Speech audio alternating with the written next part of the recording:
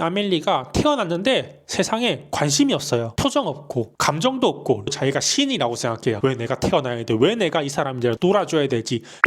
안녕하세요. 저조 영화 좋아하는 이주조입니다. 오늘도 가장 빠르고 가장 솔직하게 영화 리뷰하는 가장 빠른 리뷰 시간으로 돌아왔고요. 제가 오늘 개봉하자마자 바로 보고 온 영화는 리틀 아멜리입니다. 리틀 아멜리는 프랑스 애니메이션이고요. 그리고 러닝타임은 77분, 되게 짧은 편에 속합니다. 그리고 이 영화는 이토록 아름다운 세상 이라는 소설을 원작으로 하는 거고, 감독은 메일리스 발라데랑 리안 조한이라는 감독입니다. 참고로 오늘 영화도 영화관에 저 혼자 전세 내고 저 혼자 봤습니다. 마케팅을 열심히 한 영화도 아니고 상영관도 적어서 사람들이 잘 모르는 것 같아요. 그리고 이 영화가 수상을 많이 했어요. 부천 국제 애니메이션 페스티벌에서 대상을 받았고요. 안시 국제 애니메이션 페스티벌에서 광객상 받았고요. 올해 칸 영화제에서 특별 상영 부분 공식 초청작으로 선정이 됐습니다. 작품성이 이미 인정받은 그런 영화고요. 그리고 줄거리 설명드리겠습니다. 영화 주인공 아멜리가 있습니다. 아멜리가 태어났는데 세상에 관심이 없어요. 표정 없고 감정도 없고 가족들이 막 우쭈쭈 해도 리액션 없고, 좀 특이한 점이 있습니다. 이렇게 표정이 없는 것뿐만 아니라 이 사람은 본인 스스로 자기가 신이라고 생각해요. 왜 내가 태어나야 돼? 왜 내가 이 사람들을 놀아줘야 되지? 왜 내가 굳이 이 인간 세상에 내려와야 돼? 이런 말은 아니지만 살짝 이런 느낌? 그러면서 태어났는데 모든 걸 다 깨달은 그런 캐릭터예요. 되게 신기하죠. 그러다가 2살 생일날 갑자기 눈이 번뜩 뜨여요. 배경이 일본인데 아멜리가 벨기에 사람이에요. 근데 아빠 일 때문에 일본에 왔어요. 일본에 왔는데 갑자기 일본 지진이 일어나면서 눈이 번뜩 뜨입니다. 뭔가 계시를 받은 것처럼. 그날 이후로 막 걷기 시작하고 말하기 시작하고 막 짜증나면 울고 마음 아파도 울고 막 배고파도 울고, 그러면서 아멜리가 감정을 깨닫게 돼요. 어느 순간 감정을 깨달은 아멜리가 신이라고 생각하는 그런 아멜리가 2살부터 3살까지의 인간 세계에서 적응해 나가는 1년을 보여주는 그런 얘기입니다. 그러니까 감정을 얻고 아멜리가 다시 봄, 여름, 가을, 겨울을 보면서 인생에서 처음 보는 그런 계절들, 그리고 인생에서 처음 보는 감정들, 상황들에 대해서 아멜리의 시점으로 말하는 영화예요. 그리고 아멜리한테 여러 가지 상황들이 닥치고 여러 가지 사람들이 오면서 아멜리의 갈등, 고민, 깨달음, 아멜리만의 그런 재밌는 지점들을 그린 영화입니다. 그래서 어땠냐? 저는 너무 재밌었습니다. 이 애니메이션 너무 재밌었어요. 그래서 어떤 게 재미있는지 이제부터 설명드리겠습니다.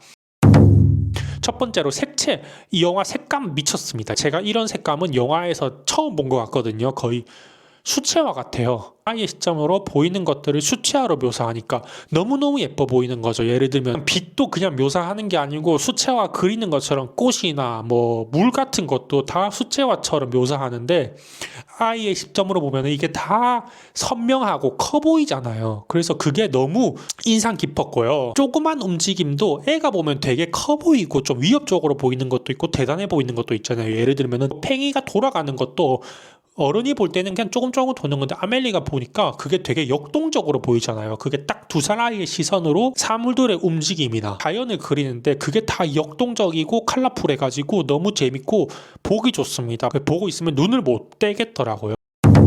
그리고 두 번째로 주인공 설정도 되게 흥미롭습니다. 2살 아이가 본인이 신이라고 하는 설정이잖아요. 그래서 일단 몰입이 돼요. 2살 아이가 뭔가 신인 것 같기도 하거든요. 왜냐면 말도 되게 빨리 하고 생각도 되게 깊고 마법을 쓰는 것 같기도 하고 그렇게 신인 것 같은데, 가만히 보면은 또 그냥 애가 하는 행동을 하는 거고, 예를 들면 울 때 있잖아요. 울 때 나는 내가 알고 있는 것과 느끼는 것을 모두 표현하고 싶은데 입이 안 움직여서 그냥 운다라고 하는데, 본인이 신이라고 생각하니까 그렇게 얘기할 수 있거든요. 근데 그냥 애들이 우는 이유가 그거잖아요. 자기가 뭔가 표현하고 싶은데 표현 못해서 우는 거잖아요. 이런 비슷한 상황이 계속 반복되거든요. 얘가 진짜 신인가 아닌가 유심히 보게 되는 그런 영화라서 끝까지 몰입감을 놓지 않고 봤고요. 그리고 아이를 신으로 설정하니까 아까 말씀드렸다시피 그런 사소한 행동들이 아이가 신이라는 시점에서 묘사하는데 그게 극적으로 와닿더라고요.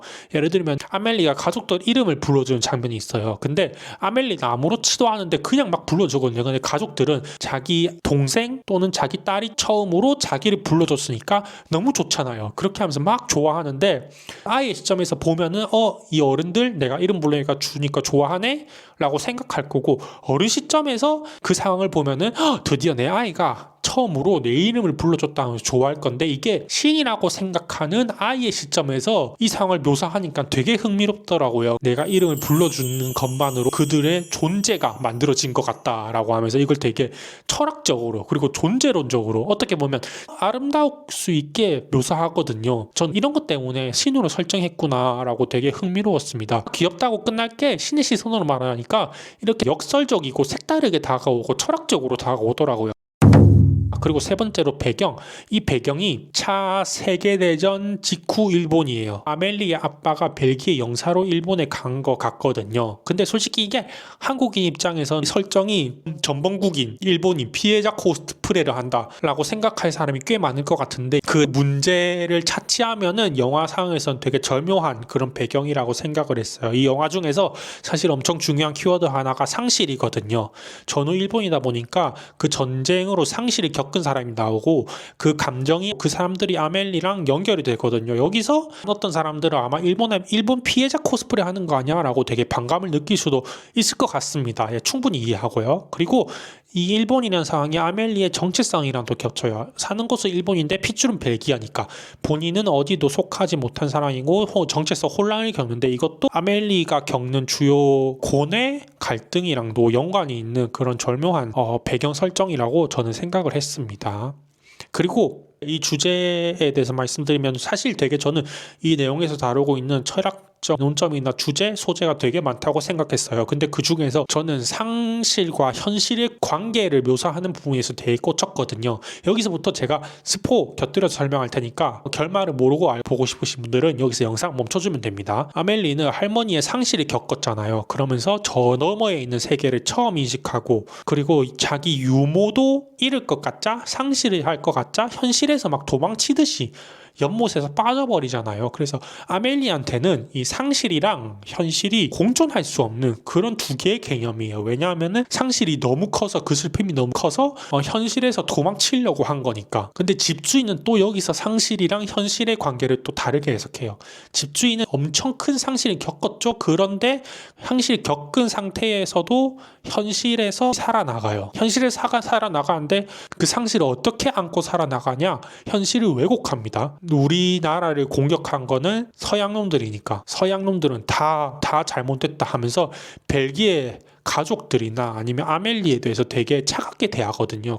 집주인은 상실이 현실한테 영향을 미치는 현실을 왜곡시키는 그런 인물이라고 생각을 했고요. 여기 세 번째로 유모는 상실을 겪었지만 현실을 사랑하려고 노력하는 사람이라고 생각했습니다. 자기 가족들이랑 있었던 추억을 회상한 장면이 나오는데 그걸 보고 저는 추억을 간직하면서 현실을 똑바로 보고 절대 서양 사람들이라고 미워하지 않고 계속 아멜리한테 좋은 것을 알려주려고 하는 사람, 죽음에 대해서도 행사에 데리고 가는 거나 아니면 뭐 여러 자연에 대해서 많이 알려주는 거나 그런 걸 보더라도 아멜리한테 따뜻한 현실, 그나마 살아갈 수 있는 현실을 계속 알려주려는 사람인 것 같다고 생각했어요. 결국 아멜리도 이 유모의 생각, 가치관, 세계관을 받아들여서 나중에는 상실을 무서워하지 않고 현실을 제대로 살아가는 쪽을 선택한 것 같습니다. 그렇게 배운 현실이 아마 아멜리 눈에 비친 사계절이나 자연처럼 아름다운 게 아니었을까? 이게 유모가 물려준 그런 아름다운 현실이 아니었을까라고 저는 생각을 했습니다.